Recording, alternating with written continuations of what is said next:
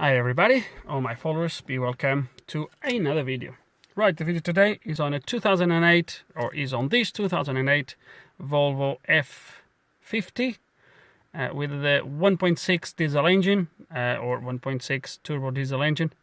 Now, what I was told with this car is that randomly, I could swear the guy said the ESP light comes on.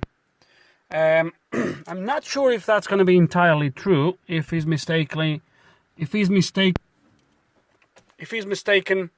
ESP light by the ABS light, because as far as I'm aware of these cars, they do have the ESP light here and button to disable the stability control. So it might be that the guy is mistaken. This one doesn't have it here, so I'm a little bit confused. But that said, I haven't not even turned the ignition on since this was dropped here. So we're going to do that now. We're going to turn the ignition on. And apparently, this doesn't come all the time. So let's gonna just turn the ignition on. Okay, so the STC on. Oh, that's traction control, huh? No, it does have something for the ESP, does it? So where is the ESP for this car then? I don't see any other buttons, unless you can't disable. Don't know really. If you see, I need to press the clutch. Let's gonna start this thing. Okay, so lights, everything is off. So looks like it's good. So yeah, so he says the light comes on and off. I don't know really. Let me see. No, I don't think. No message. No. The STC DS, is that digital stability and traction control? Is that what he meant? It probably is. So if I want the STC on, so if I want to disable this, how do I do it? I don't have a bloody clue. How do you auto start and stop off? So this is the drive E system. Where do you have the ESP for this thing? Right, I'm probably sound like an idiot to some of you guys. Try to look for something that is probably obvious to any owner of this. Right, so let me dig a little bit into this, see if I find anything, and I might actually just go for a quick drive with this and try to see if I can make that light to come on, that fault come on. Most likely it's going to have faults recorded on this on the car, obviously, so we could actually go from there. But yeah, I better to go for a quick drive, see what we see if we can find anything, and actually go from there. So let's go.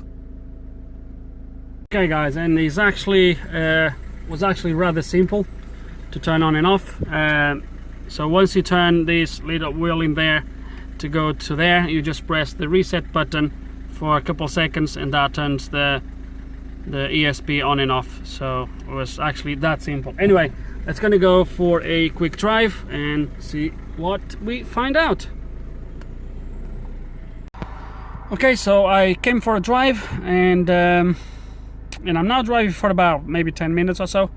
I could not make these lights come on. I've just stopped here to record. This is a stretch that runs for about a mile, so you might gonna start to get used to see this stretch and some other back roads that I have around. This is the road that gives access to one of the main roads that then gives access to the main motorway that runs around the city. So just curiosity, I used to live basically in the city center before. I'm now on a small village on the outskirts of the main city, a very quiet area, and this is one of the roads that gives access to obviously the city center. It's about a mile long stretch, so you might gonna start to use I might gonna use this stretch when I'm testing cars, etc. There's no houses pretty much for this for this length of road for about a mile. There is no house, etc, etc. So it's just an empty stretch really. Anyway, so I've stopped to record, and as I said, I could not make that light come on. Or if I didn't say it, I'm saying it now. I could not make that light come on. when I stopped here on the side of the road, as you can see, there's a little bit of gravel here on this side. I tried the ABS, I was coming to a stop. ABS worked fine, no problems. So just before I start to record, I actually rang the guy and I asked him, is there any way I can make these lights come on? That, you know, something that I can do that the light will come on straight away? And he said it's very random. He said sometimes you get into the car, start it up, start to drive, and as soon as you press your brake pedal 2 or 3 times, the light comes on and then goes away on its own. Sometimes he said you need to cycle the ignition. But he also said that there's been times where he drives for 2 or 3 hours and the light doesn't come on. He drives and stops and no problems at all. So it is a little bit of a random problem. So what we're going to do now while I'm here, I'm going to scan the car just in case if I want to look at some live data on the way back. An interesting thing that I couldn't figure it out yet, I think it's the first time I'm seeing this. I was just about to plug the MAC-DCs and I found this. I'm not really sure what this means. 2 OBD ports, I'm not really sure. I'm gonna plug on the yellow one, or black and yellow one. I'm not really sure why we do have 2 OBD ports. Well, maybe because that OBD port is completely dead. So it looks like we're gonna have to plug on the other one. I probably should have tested these ports first, just because having 2 OBD ports is a little bit weird. Let me plug that in and we'll go from there. Okay, he detected the VIN number on the silver port. There is power onto that port, so I'm not sure what the port above is, to be fair with you. So he detected the VIN number. The VIN number I just checked on the chassis, it is correct, and he detected the car as the correct car. A quick correction, this is not 2008, it is a 2010. That was my bad. So because he said my problem is, I'm not going to do an auto scan, just going to go quickly to my ABS module, since he said is the ESP light that comes on. Communications between, oh dear, between control unit, no, communication between control units, communicational problems with ECM. So he says there is an intermittent problem with the engine module. So let's gonna go to the engine module.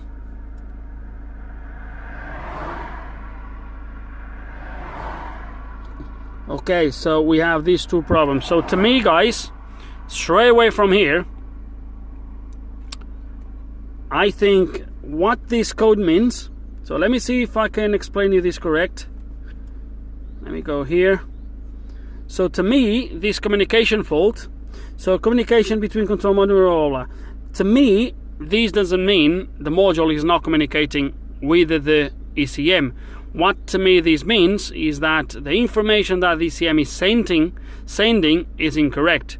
Now, if this was the case, the ABS light would come on as well. While I was on the phone, he guaranteed me that is the ESP light or traction control light that comes on. So if it was actually a fault with the communication, one would be an ABS light as well, but second, I'm pretty sure if the problem was a communication problem, the ECM would also report no communications with the ABS. What we can do actually is do something else actually.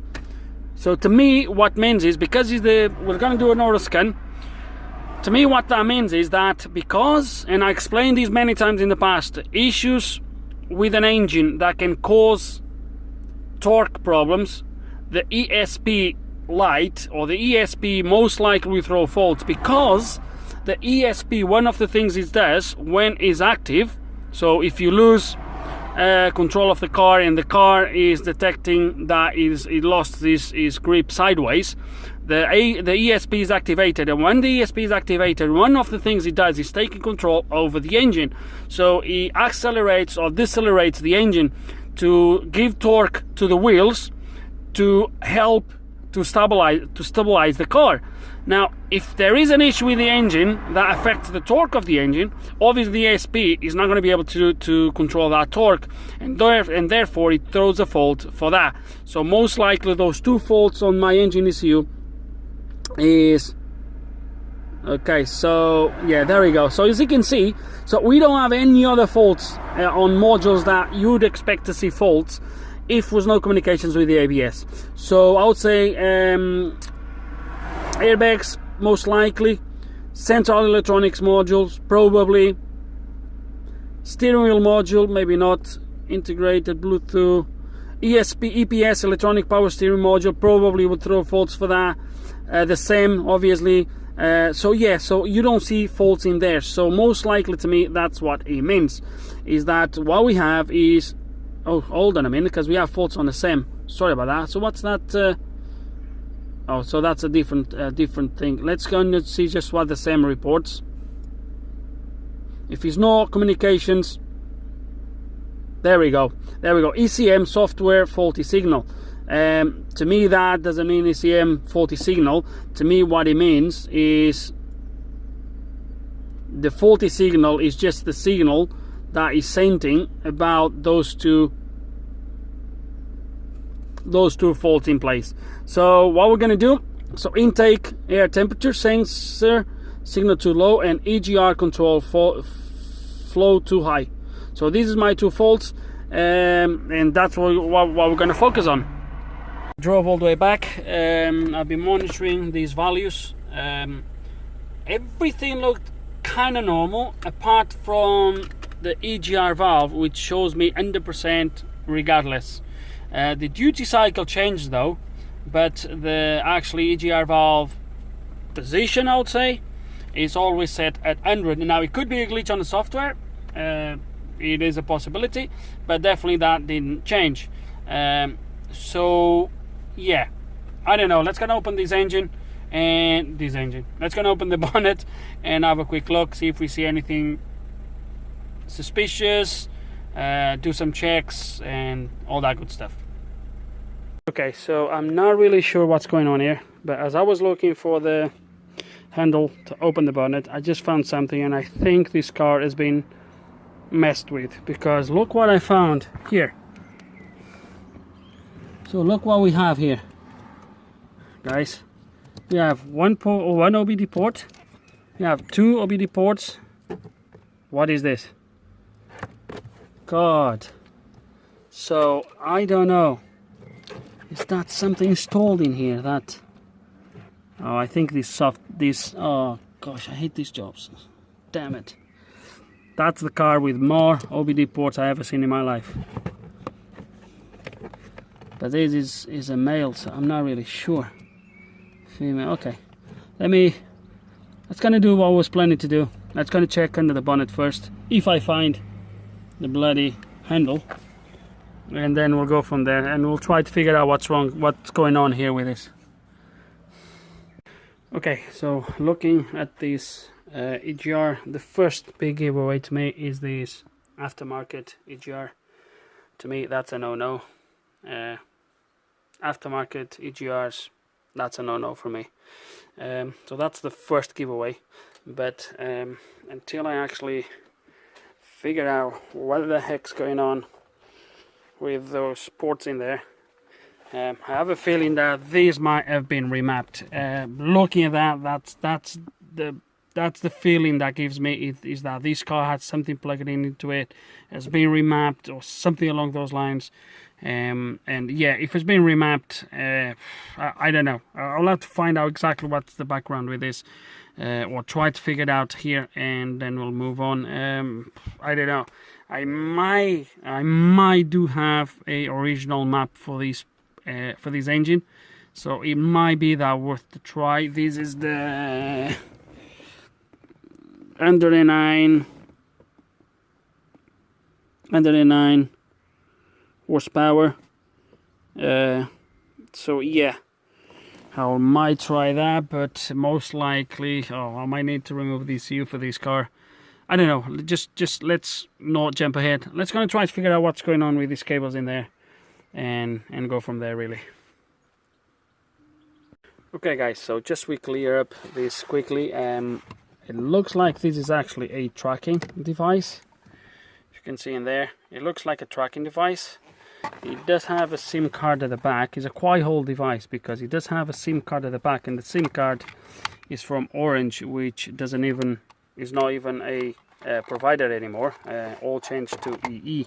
So anyway, and I think the way this worked, or it should work, is this should plug into the original OBD port, right? And then you would connect to power this thing up, and then the other device, and then the other OBD port, the original OBD port, would be replaced with the other one at the end of this loop, and this would be just a loop to connect these into the CAN network and to power this device.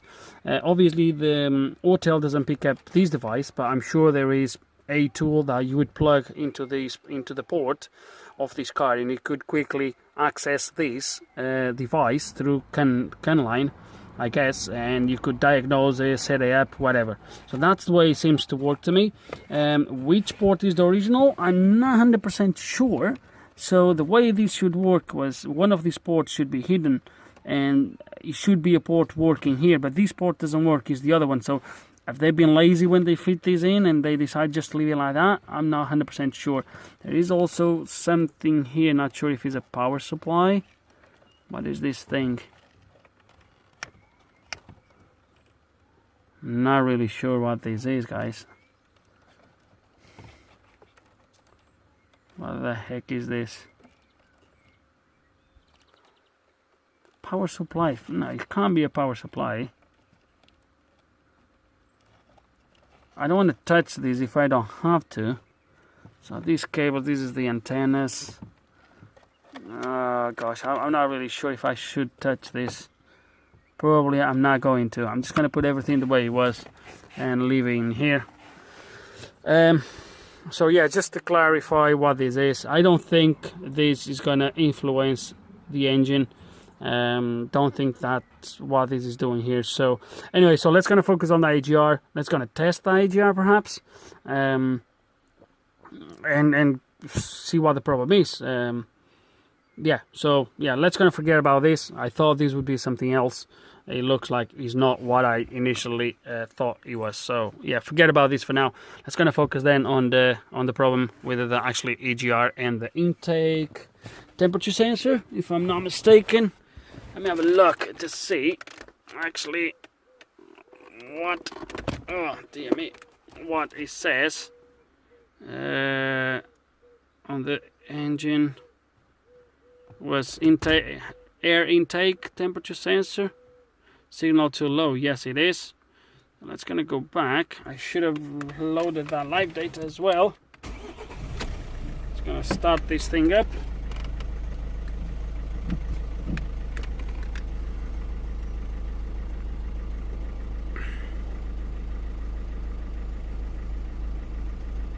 Engine coolant, blah blah blah blah blah.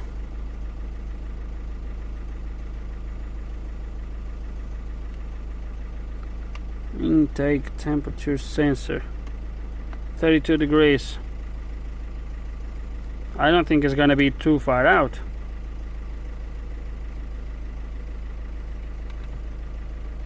I don't think it's going to be too far out, to be honest with you. Unless we have other temperature sensors. Not sure. I don't think we do have on this.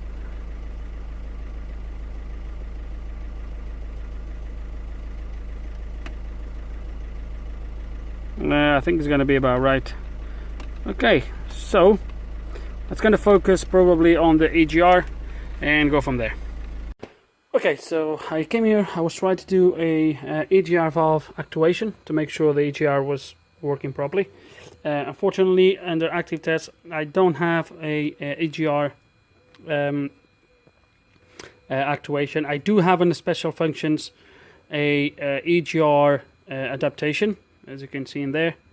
But when I press this, I'm gonna press start now. It just comes up with performed okay, but I don't hear any noises. I would expect the AGR possibly to go from maximum to closed, do something. I don't hear anything. There's no other functions that will that will make my EGR to move. So what I'm going to do is I'm going to remove just the electrical part, so this top of the EGR. I'm going to remove this bit and try to have a look, see how it is, and yeah, that's what we're going to do now. Okay, and that didn't work. I was trying to put this computer with Volvo dice, see if I could get a little bit more information, and even Volvo V50, it works a little bit like Easter, sort of. It can give you certain live data that the Maxis doesn't, as you go through what you call it, repair plans, or repair plans, sort of. It can give you certain values and certain access to certain information that the Maxis doesn't. I was trying to see if I could find some other values for that EGR, see if I could see if it was actually working okay. Unfortunately, it doesn't pass the boot screen. It's just shut itself down. I haven't turned this on, God knows for how long. I'm not sure if it's a hard drive problem or a laptop problem. It looks like a hard drive. It looks like I can hear a ticking noise coming from the hard drive, so maybe this hard drive had enough. I should have a backup from this hard drive, so I just need to get another hard drive and just put it back, but obviously it's not going to happen now. So I'm going to put the Maxis back in. I'm going to look at some diagrams, and what I'm going to do, guys, is this is what happens when you have all these systems. Some people ask me why I don't have all my softwares on one computer. This, my friends, is the reason. If I had all my systems on one hard drive, now I would have lost all my systems. So the way I have everything set up, that means I always have the other systems running. So no, that's a no for me. Anyway, what happens is I took the top off, as I said, and this is definitely actuating. So when I have the ignition on and I tried to push this, I can feel this sort of stepper motor. It's not a stepper motor, it's like a magnetic actuator. I can feel it doing his thing, but the feedback from it, I don't know. So I'm going to try to get some diagrams, see if we can see the feedback from the EGR, see if we can measure something. I'm not sure what type of values I should get back from this, but we'll have a look, and we'll go from there. In the meantime, I'm going to see if I really have a backup from that hard drive. I really hope I do. To be fair with you, the main system on that hard drive was Volvo V50. I had other softwares in there, but I had a copy of that hard drive when I have all those other softwares. So I'm not too worried about if I lose that hard drive. Not too bad. Anyway, let's go and look for some diagrams and try to understand what is what on that EGR. Okay, so I got all of diagrams, and it is 5 wires on this EGR, so it was quite easy to figure out how it works, but just easier to find out which wire is which. So there's 5 wires. 2 wires are going to be my motor, for the motor to actuate the EGR, which in this case is pins 2 and 3. In this case is black and green and black. And then you have another 3 wires, which is basically for a variable resistor. On this variable resistor, you should have a voltage, a ground, and a signal back. So I backpoked the three wires. That should be my variable resistor, which is pin 1, 4 and 5. Pin 1 being yellow and green, then white and green, and then brown and green. Okay, so I have my test light here plugged in to voltage. Okay, and we're gonna find where, if I have voltage here on one of these pins, there is voltage in there. That's it. Now I should find where my ground is. We're gonna move this to ground, and I should have one of these pins should be my ground.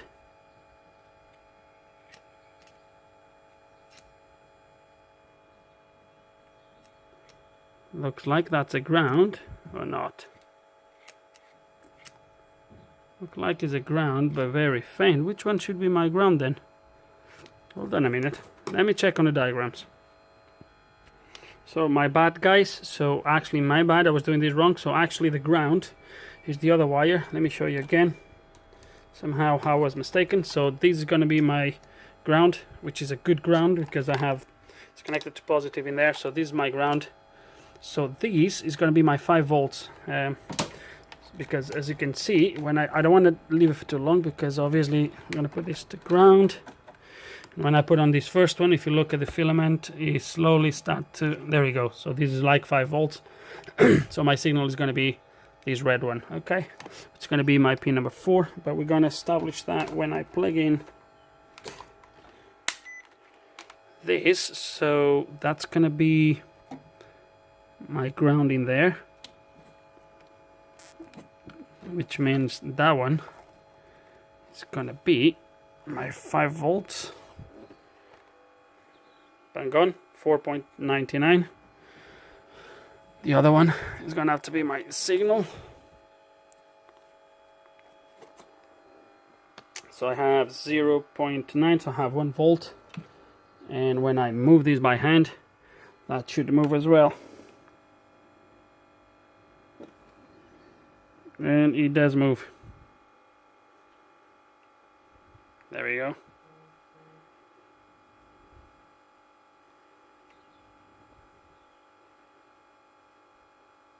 Yeah, it does move. So let's just quickly check my resistance. Just curiosity. So we have 2 kilo ohms.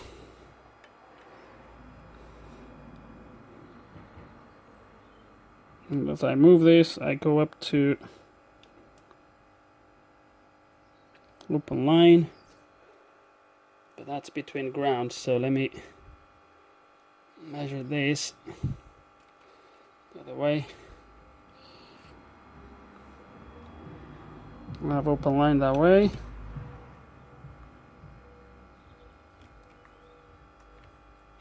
Oh, it just came off.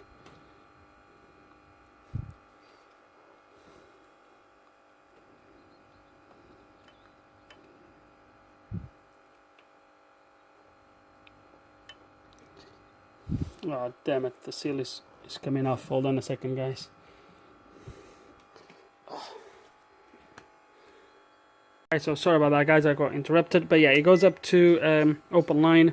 It is a little bit difficult to activate this because obviously the EGR is constantly fighting against me moving it. Every time I try to move it, it tries to move it back. But it goes all the way up to about 1.5. No, hold on. Yeah, from 2 kilo ohms to about 1.5, somewhere around there. But once again, we'll look at the voltage again. So 0.89, 0.9 basically, which is like a volt. And as I move it, I don't want to take these off. I need to get a proper thing to put in there. Anyway, 0.9, and as I move it, it goes all the way to 4.2 volts. So the EGR looks like it's working okay now. There is one thing I'm thinking about, which is, have this EGR been fitted without the adaptation being done? It could have been there. It could definitely have been there. So I think I'm going to put the EGR back on, do that reset once more, and I don't know. It's a tricky one right now. It could be that the EGR is failing at some point. Is that? I'm not sure if this is the voltage the ECU is expecting to see anyway. So it's definitely sending voltage back to the ECU, but why the ECU is not reading or is not giving me a feedback of the position, I'm not sure. Right, let me think what I'm gonna do. Okay guys, I know this has nothing to do with the video, but I think I might start to find my problem. Don't know if you can see that capacitor in there, that area there, and then this is not very good either. So we're gonna give it a clean, and who knows, we might bring it back to life. If I do, I'll make a backup out of this drive. I do have a backup, but I believe the backup I have is when everything was running, Windows with drivers, etc., but no software installed, because I like to keep a backup like that. I think the backup I have is not the one with all these softwares installed. So let's see what happens if I clean it. I know it's nothing to do with the video, guys, but we'll just give it a go. Just thought to share with you. And look at that, boys. Fully working. Right. Obviously, I'm going to have to make a copy of the hard drive. That might not going to last for too long. But look at that. Yes, so I recovered the hard drive.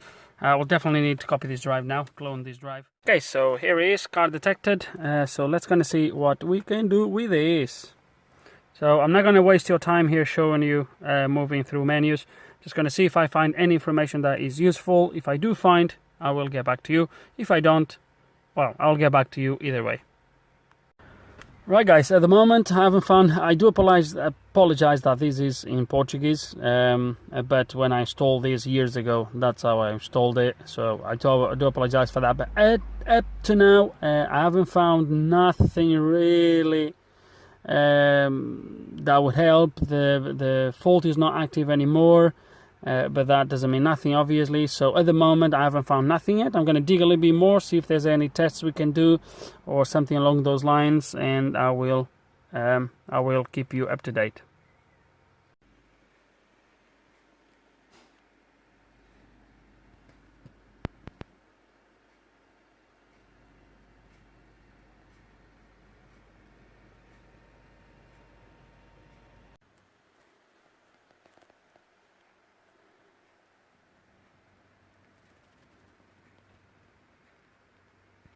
Okay, back in business, and as you might have seen, did a clone of the hard drive last night. This is a slightly bigger hard drive, 320 gigabytes. The other one was 120, but doesn't really matter. I've cloned the hard drive regardless, so it's done. And I left the laptop last night doing a backup to my server. So I do now have a backup of the system. I was under the impression I did have already. I have backups pretty much from all my systems. But yeah, I do have it now, so that doesn't really matter. A lot of stuff on this video that has nothing to do with the actual repair. But anyway, so that's done. So yeah, back in business. Been here for about 20 minutes. Looked through the system properly on Volvo V50. Didn't give me any further information from what we already knew. That the feedback on the EGR should be between 0 and 5 volts. That we already knew that. So I did. I also did a just finished actually to do a adaptation by using Volvo V50. Interestingly enough, when I did the adaptation yesterday using untill, I didn't hear any noises. But that said, the EGR was attached to the block. At the moment is not. I will show you in a minute. So obviously any actuations of the valve could have been more difficult to hear. The valve now is removed, and I definitely heard the valve going from, or just doing its thing while the adaptation was being done, or relearning. In Portuguese they call adaptation. So but I believe what it does, it goes from fully closed to fully open and sees the voltage in there. Obviously the old valve could have different voltage at the position of fully closed and fully open, and obviously you put a new valve, and the ECU is going to think that those values are still wrong, still okay for the new valve. So let's say, for example, the old valve fully closed, let's say for example was, I don't know, 4 volts, and fully open was, for example, 2 volts. So obviously put this valve and this valve, the voltages are different, so the EGR, so the engine ECU is going to still think that fully closed is 1 voltage, fully, and those voltages are wrong. So that's why you do an adaptation.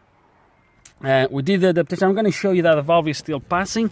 So, let me show you.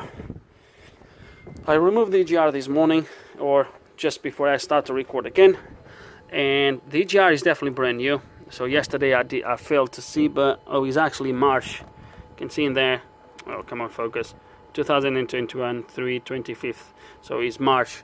But when I blow here on this side, even now the ignition is on, so the valve should be fully closed. I can hear here, or I can blow here through. It's not a lot, but under boost, for example, it's gonna be a little bit, that's gonna be lost in there. So yeah, I'm gonna try to dismantle the valve, see if I can do anything with it, see if I can seal it somehow. If it's not, you know, I don't know, guys, I don't know. But this is not very good, the fact that a brand new valve is passing like this.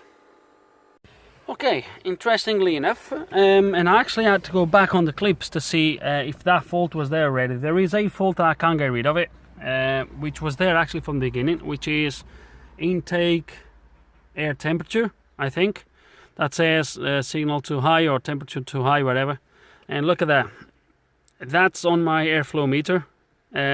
Unfortunately, fortunately, all these systems are interlinked. So if one starts to fail, it can cause all the other issues. Yes, the EGR, a high flow, is probably one of them. But obviously, the car will try to adjust things differently if the temperature is wrong. Obviously, I think the ECU knows that this value is wrong anyway. Now, just to make sure that this is actually a signal that is coming from the sensor itself, and is not like a wire problem. Usually when there is a wire problem, if there is like no signal or something like that, that actually goes to a minus. That's defaults to minus. And what you're going to see is that when I disconnect the airflow meter, let me show you that. So if I disconnect the airflow meter, I already tested it. So okay, so that should now read minus 40 or something along those lines. There we go. So there we go, minus 40 right at the top. So which means that airflow meter is also bad.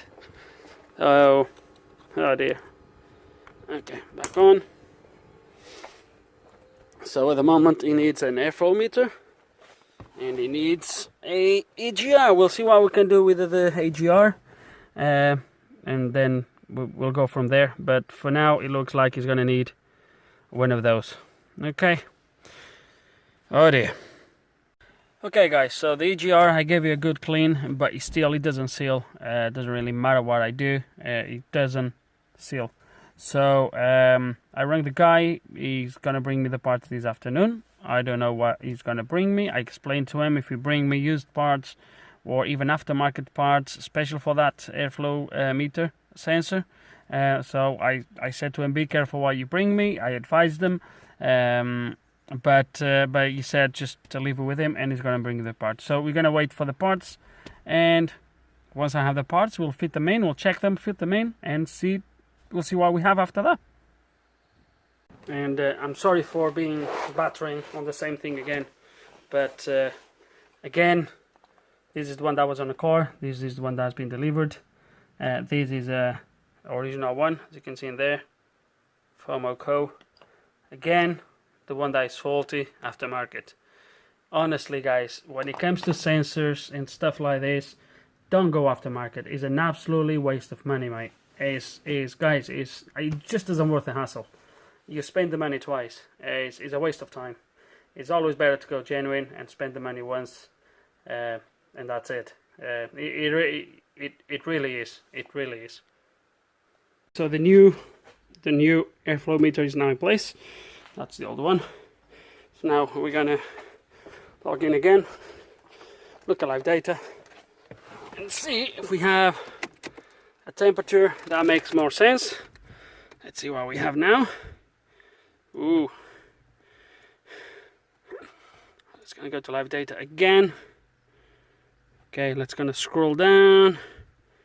Where is my live data? Air mass value. Intake air temperature. Boom! Look at that. 20.76. So that's beautiful. So this is okay now.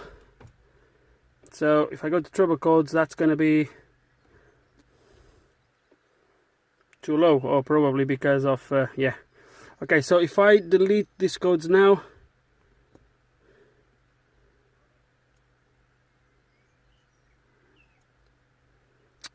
clear DTCs.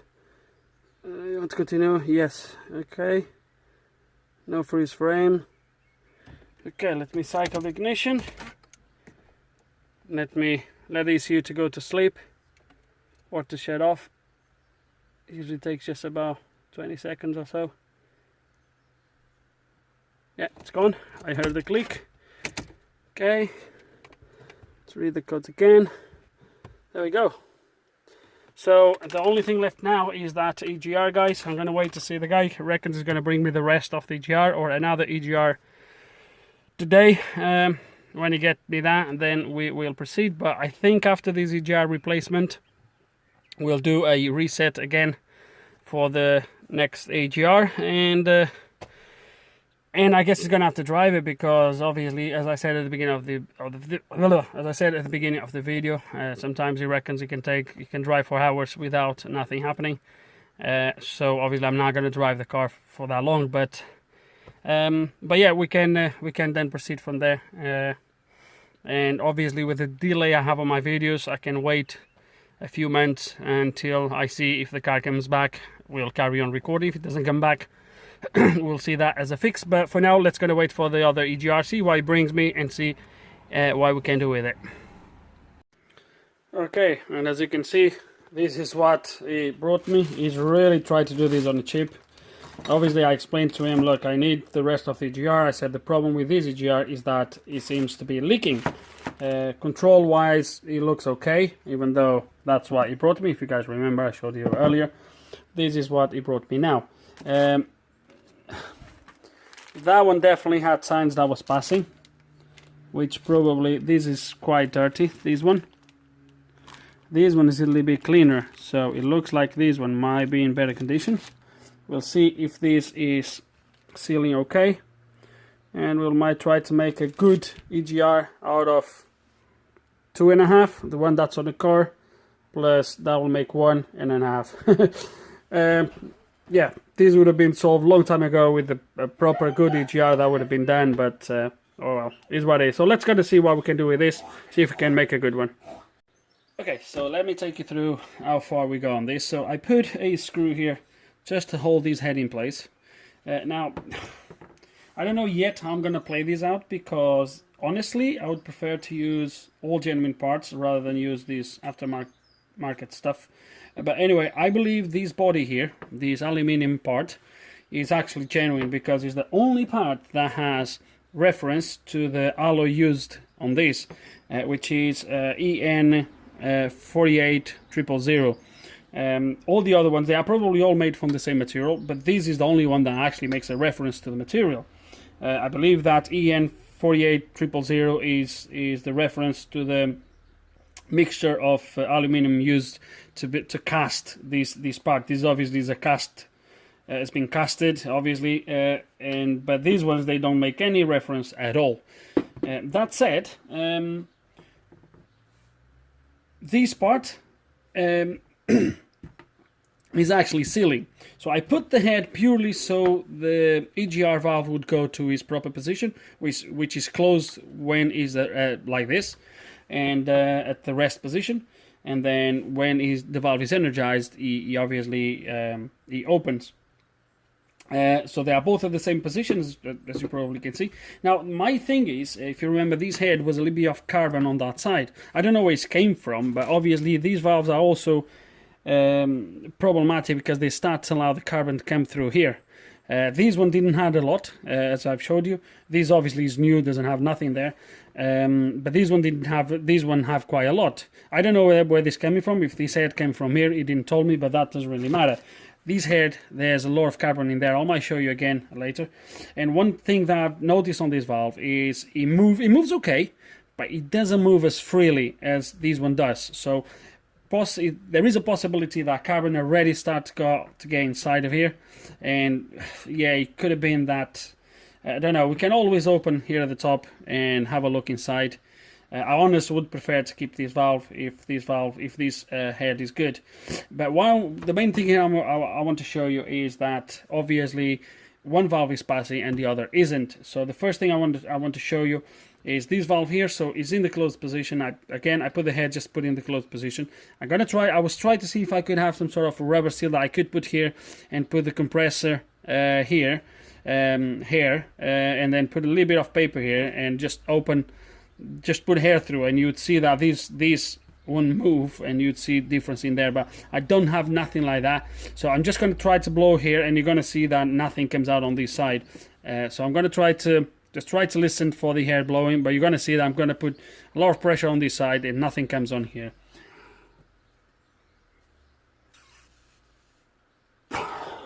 So you probably, I don't know if you heard, I don't know if it makes sense. To me it makes, but now I'm going to do the same on this valve.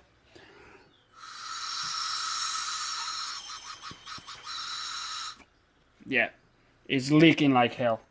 So obviously that's no good. You can imagine, and the boost, that's going to leak quite bad. And the boost that the EGR valve is supposed to close, if it's allowing to pass like this, not just you're going to lose boost, but obviously the car will detect a high flow on the EGR.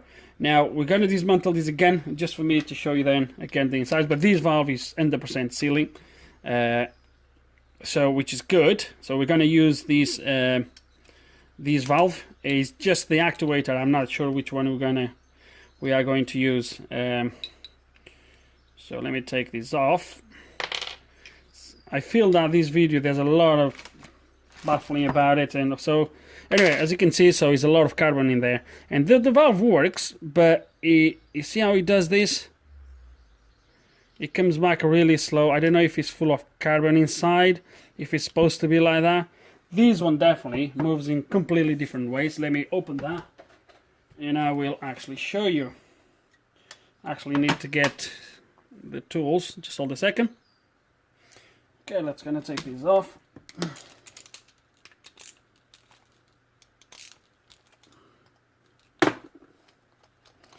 To be honest, this one that moves a little bit freely, it to me makes more sense that would move like that to be able to actuate really quick. So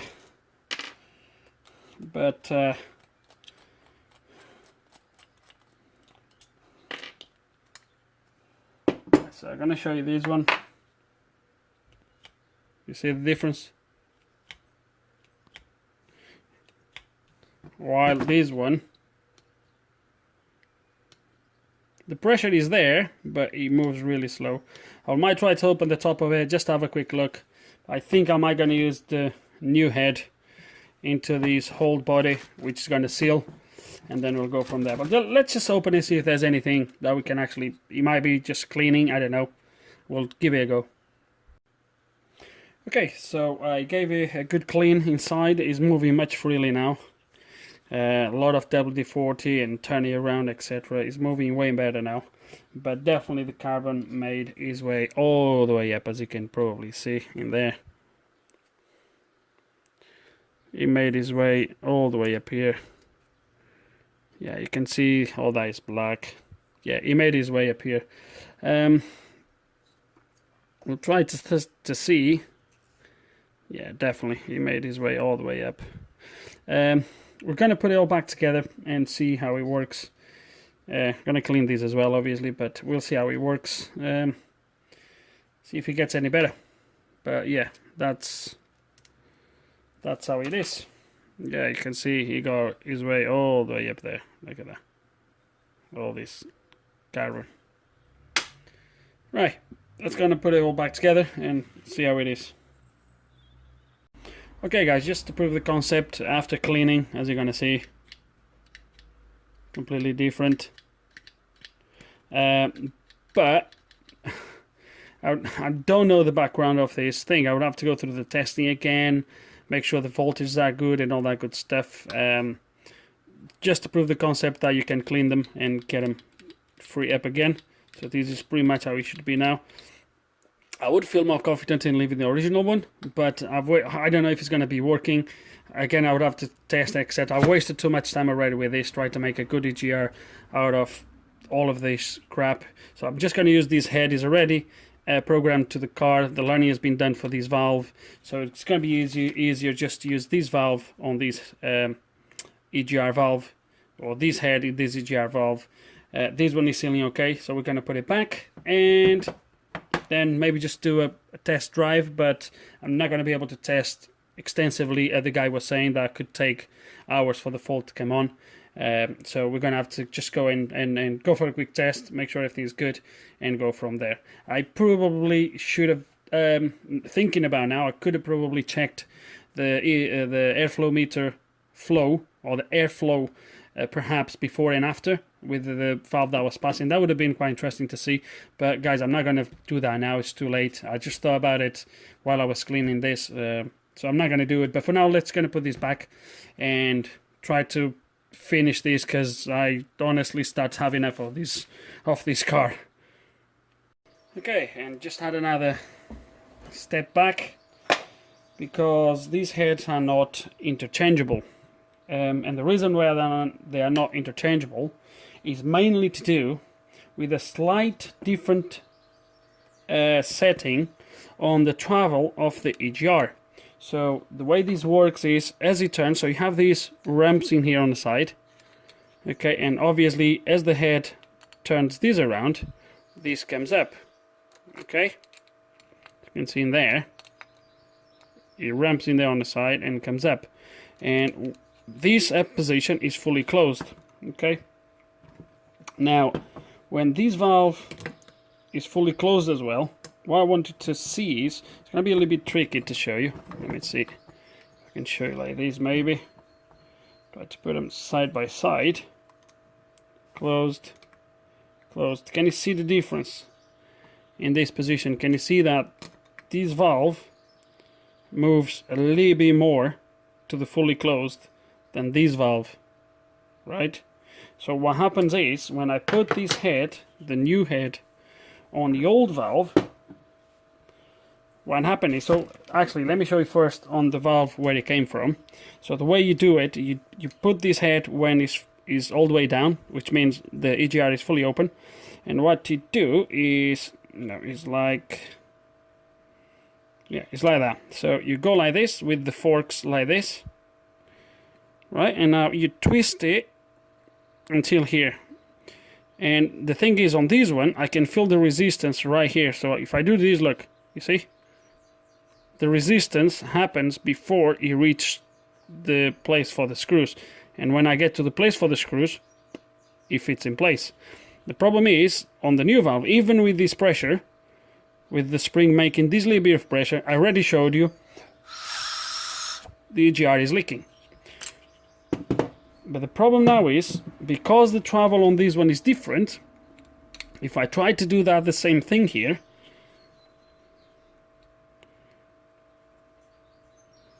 I go past the screw hole before I get any pressure. Only here I get pressure, look. Let me see if I can show you. See, coming back to its place, look. But here, there's no pressure, look. You see, I have no pressure here. So the actuator is not making any pressure on the valve itself to seal. Don't take me wrong, even like this, is leaking much less than the new one, but it's not enough to completely seal the EGR. So these heads are not interchangeable, which means I'm going to have to use the old one. So the old one I'm going to show you again when I put the head in place. Do I have the, yeah, I have the sealing there. So turn it, turn it, turn it. There is the pressure. Hold on. Yeah, here is the pressure. So I start to feel the pressure when I get here. So before the screws. Now it's just going in place, isn't it? Oh, there we go, coming back. Yeah, because it seals, it sits in place. It's difficult, but yeah, this is the place, and as you're gonna see, it's fully sealed. So I'm gonna have to put this back in place and try to see if I have all the right readings from the sensor and all that good stuff. See if I can make this one to work, because again, they are not interchangeable. Just to help the party. Oh dear. And the new valve, a proper new valve, would have sorted these ages ago. Oh dear, what I do to help people out. Right, let's gonna see what we can do with this. Okay, I have everything kind of set up to show you. I just did a learning and it actually worked. So I was blowing air through the EGR and the EGR was opening and closing, opening, closing. So I felt that, but I was no recording. I hope I can do it again. He's going to allow me to do it again, and this time I'm actually measuring the voltage on the sensor. So as you can see, 0.978 volts. So when the EGR moves, we should see this voltage moving as well. So let's see if it allows me to do it. And the EGR opens and closes a few times. Damn it, it's not doing it now. Oh crap. Okay. Like, take my word for it, guys. The sensor is reading okay on this position, so I'm gonna imagine the learning performed okay. So obviously the ECU has seen the minimum voltage, the maximum voltage, and the in between, obviously. So otherwise the adaptation of the EGR would have failed. So it actually worked. I don't know if disconnecting the EGR again, maybe. I was really keen to show you this. Just hold a second. Okay, let's gonna try this again. I've had the ignition off, let everything to go to sleep, and let's see if it does the thing this time. So 0.96, let's press start. There we go. So he's doing his thing, you see? So now he's going up and down, and I can actually hear the EGR doing it. There we go. And now it's set at the minimum value, slightly different than before, if you've seen, but performed okay. So that's it. So now I'm going to turn the ignition off, put the EGR back on, and hopefully we are good to go. Okay, and it's time now to disconnect the power supply, take these cables off, and go for a quick oh come on, for a quick test drive. Just go to the end of the road, make sure there's no faults. Obviously we replaced the airflow meter, the temperature sensor now is okay. I hope the actually airflow meter is also good. So we're going to do that. We're going to go to the end of the road and see how it works, if it's okay.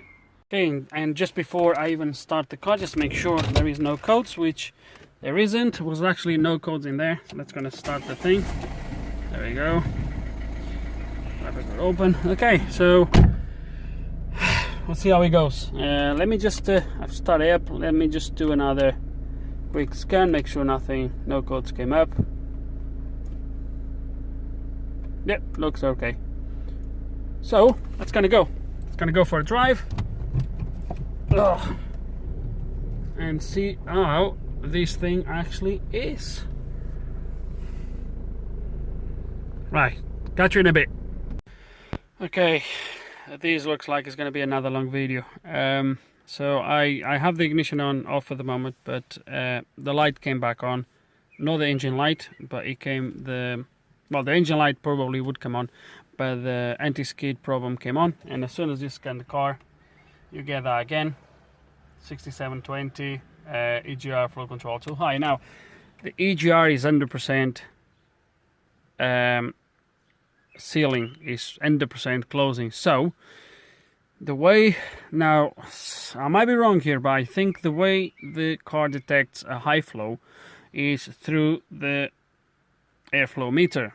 So obviously if you have more air going in from the EGR, so if the EGR is allowing air to go back into the system, you're gonna have less air being dragged, less fresh high. Let me start again.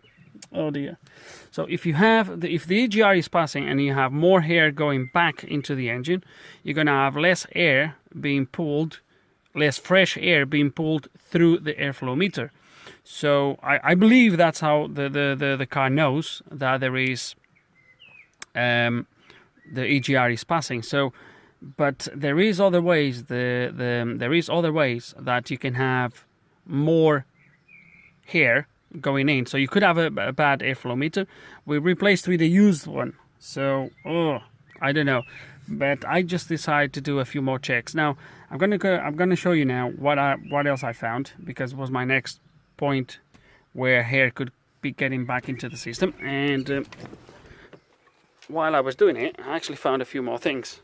So this turbo had these days, to start with, is oil all the way back to here, and the turbo is literally pissing out oil in this area. There's no lot of play back and forwards, but there is definitely sideways. This turbo is on his last legs. But another thing that I found is that this, so obviously if this is leaking, you're gonna have constant air that's gonna be passing through there to here and back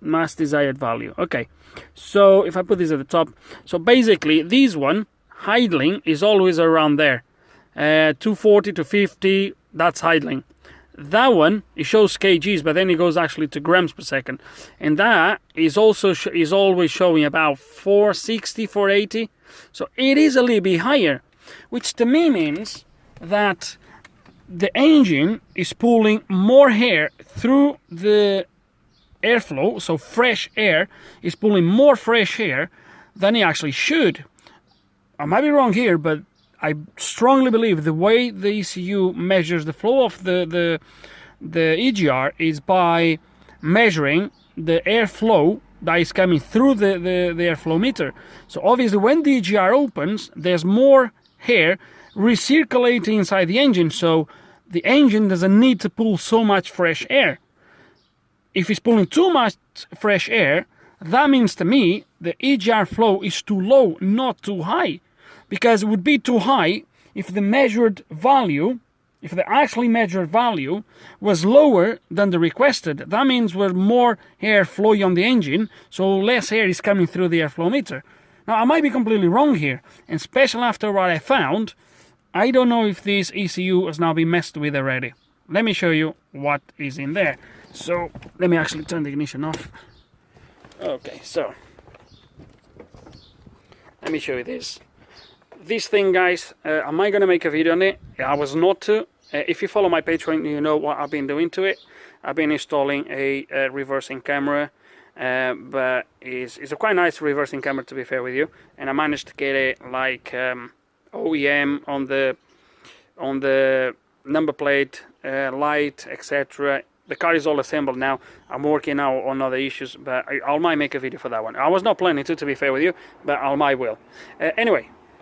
So, when I came here, I just thought, as I said to you, so if there's more air recirculating here through the EGR, which with the EGR passing as we've seen at the beginning, that would be happening, less fresh air is going to be pulled through here. So, that makes sense.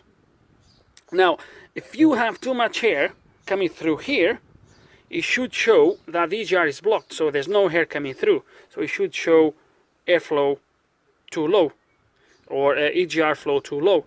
And the thing is, I decided to check this pipe, and this pipe is like this. Okay, now this is not carbon, this is solder or welding. So as you can see, though, you can even see the wire there. So this EGR has been blocked. Now my question is, has the EGR been blocked and the engine has been remapped? So basically, by the way, all the work I've been doing around the EGR was for nothing. It was a completely waste of time. I've asked the guy if he knew about this, and according to him, no, he didn't. Now, he's going to bring me a new pipe, which I should get the pipe within the next 10 or 20 minutes. He's going to bring, well, it's a used pipe, but it's a good pipe. Because what I want to test is, because the thing is, did someone just block that up and left it like that? And obviously you get the errors because the ECU detects whatever, and it might be that EGR flow too high is actually the wrong code. We don't know. You can't always trust the diagnostic tools either, so it could be that the description of that code is actually wrong. Who knows? But is that, or is that someone actually blocked the EGR, remapped the ECU, but did a wrong remap, and now you are getting that code? So it is a little bit up in the air at the moment. So my next step, I was to cut this off, but the guy might be keen. The conversation I had with him is that he might be keen to actually delete the EGR. So if we go that route, then it's going to be the end for this video. But or I will just show you bits and bobs of the video. But what he's going to bring me is going to bring me a pipe that is not blocked. So I'm going to install that pipe and see how the car behaves.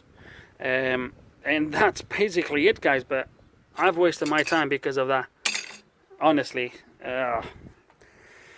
Right, but that's where we are, guys. I think it's a very good example of how you can be caught chasing your own tail when things like this have been done. You are now aware of it, and it just makes you to think and rethink exactly what you're doing. That was bad. There's no questions asked. So could that be influencing? It could, but obviously it's not, because I'm getting the same problem. So yeah, again, I'm going to wait for the pipe, put the new one in, and then we'll see what happens and what we're going to do next. Okay, so let's gonna feed the other pipe and see where that takes us. Okay, so the video is gonna be probably over an hour long now, so I just don't care anymore. So let's go into, so the pipe is in place. Okay, and I'm curious to see, so let's gonna go to triple coats and clear this. Oh damn it, ignition needs to be on. Oh dear me. Clear that. Yes, okay. Okay, let's gonna go to live data. I wanna load, the car is probably cold now again. It's gonna load what I was loading before.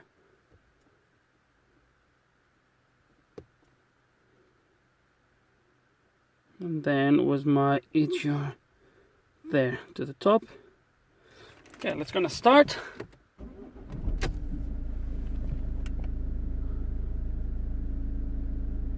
Wait, that's strange. Hold on, did I miss something? I was missing that one. Okay.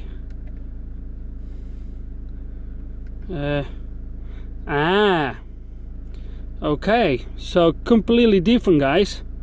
Absolutely, completely different now. And what I want to show you is, I'm not going to put the old pipe now, but look, that's pretty much matching perfectly. Before, the air mass stroke was reading always about 480, somewhere around there, and I can't remember seeing that one, but anyway. So the airflow, so the EGR duty cycle, never saw you on 30, but the engine is cold, so it could be that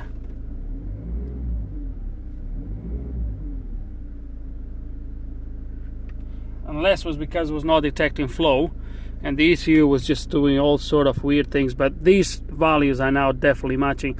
It's still making me a little bit of confusion why it was showing high flow or flow too high when the EGR was actually blocked. It makes no sense at all. Right, I'm interested to go for a drive now, and I'm gonna do it now actually. Because these EGR values are completely different from what I was seeing before. Completely different. If you guys remember, that was stuck 100%. It would never show. It would never change.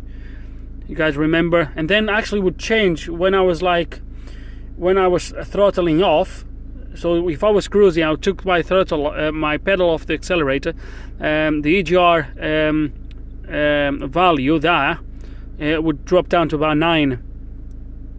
That was doing that for sure, but this is completely different. The way it's behaving now I would say this is perfect now. These two values are matching. Those two values in there are pretty much okay. So yeah, it's wow.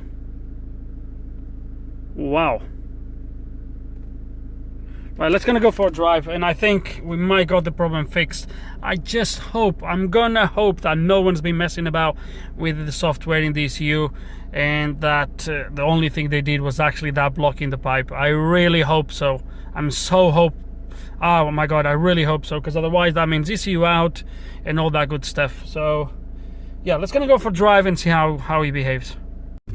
Okay guys, and I'm driving along these back roads, and guys, it is fixed.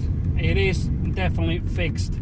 I can see the EGR now doing what it's supposed to be doing, which it was not doing it before. If you go back at the beginning of the video, probably have seen that, which to me was looking like, yeah, it probably should have clicked, I think, but with the EGR passing the way it was, yeah, and the code, guys, the code saying, I might be getting crazy here, guys. Please correct me if I'm wrong.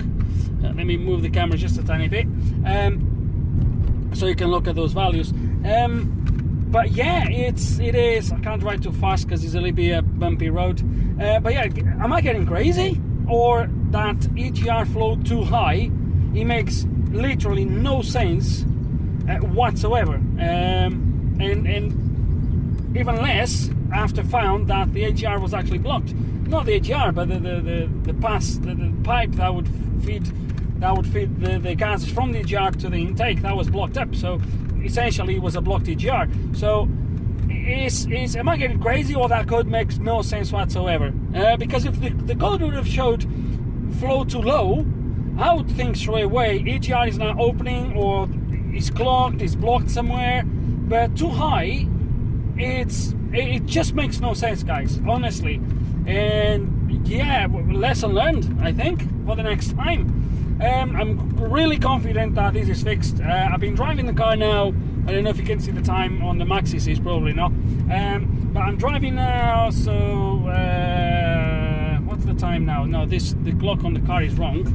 On the Maxi seats is correct, so it's 3:45. I'm now driving for about 20 minutes, and I've been driving sort of cruising, a little bit more of a hard driving, and it's been driving fine, and no codes. No. Oh my god, I knew this would happen. I'm so sorry, guys. Anyway, so yeah, I believe it's fixed, guys. I have no let me put that so you can guys carry on seeing something. I have no doubts that this is fixed now, at least for this problem. The temperature sensor on the intake probably would not affect, well, it might actually affect, I don't know. Well, nevertheless, we found the issue as well. We fixed that PVC valve, the membrane, which obviously I wouldn't be touching that if I was now looking for something like this. So, but yeah, that's what it is, really. So, let me just stop here, just for a tiny bit. Hold on.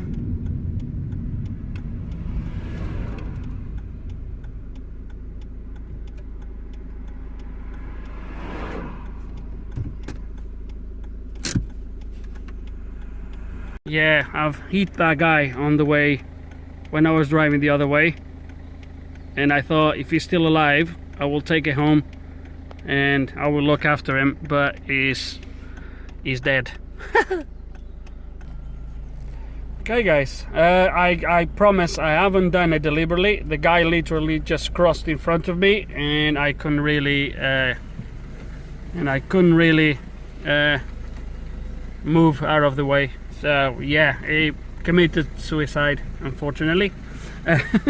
But yeah, guys, as I was saying, it's fixed, guys. I'm really happy that I fixed this, and in the end, with just a blocked EGR and a faulty airflow meter for that temperature sensor. That said, with the EGR that was there from aftermarket, it was passing, so I'm not even keen to put the other EGR back in. I'm more confident with the EGR that is there now, that is fully closing, than with the other one that was passing. So, but that's it for this video, guys. There's no lights, no nothing. Let's just, oh my god, the sun is crazy. Let's just do a quick scan. Just make sure there is no codes in the background that we are now aware of.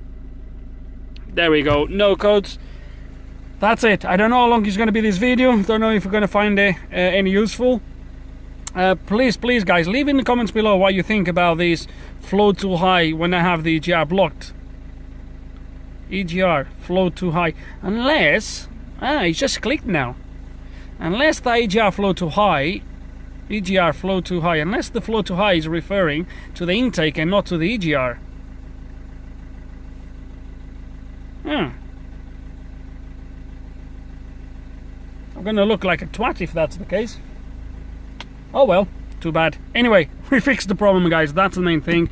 We found where the problem actually was. The car is fixed. I'm really happy with it. And again, it's a learning curve. We all learn. We learn every day. And with no further ado, hope you enjoyed the video. Hope you learned something. Guys, if you do have any questions in the comments, you know how it works. Put them below. And like always, thank you for watching.